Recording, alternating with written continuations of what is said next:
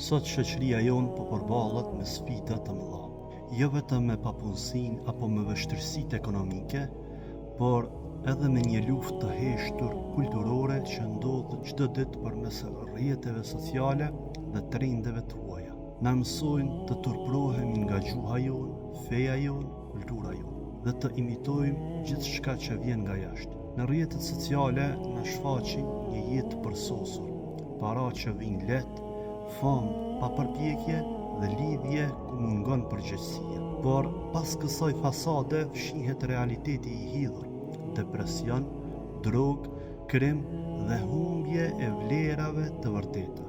Të rinjët sot po i ikin përgjegjësisë për të krijuar familje, jetojnë me frikë nga jeta reale, por nëse nuk zgjohet ky brez, nëse nuk e merr drejtimin e duhur, kush do ta ndërtojë të ardhmen? Sot jemi të ftuar ta luftojmë këtë shkatërrim të heshtur. Allahu nuk e ndryshon gjendjen e një populli derisa ata ta ndryshojnë veten e tyre.